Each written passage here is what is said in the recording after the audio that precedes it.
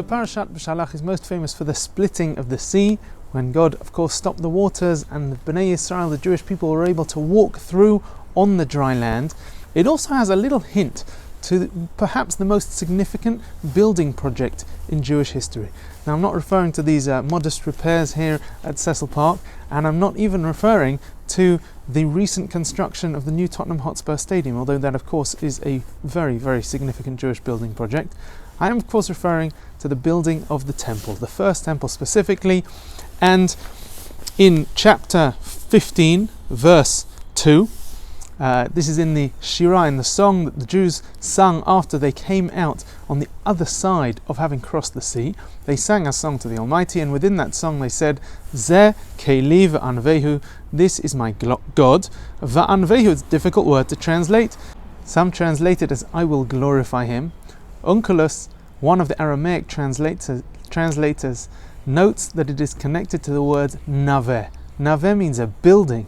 Zeh Keli v'anvehu, this is my God, and I will build him a home.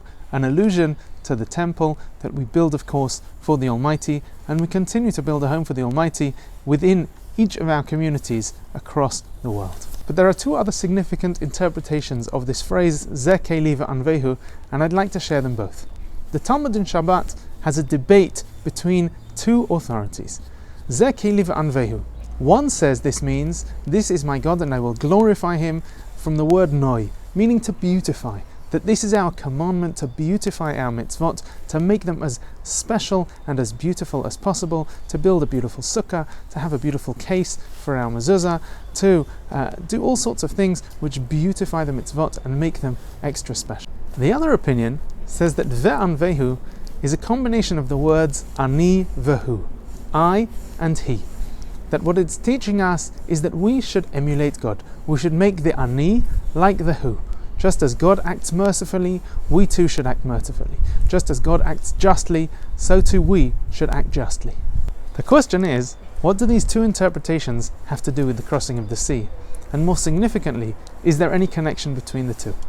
Both these interpretations, I think, are in fact two sides of the same coin, and they're very much patterned after the Jewish people's crossing of the sea. The Jewish people have just come out of Egypt, and God doesn't just take them out of Egypt, but he takes them out in spectacular fashion.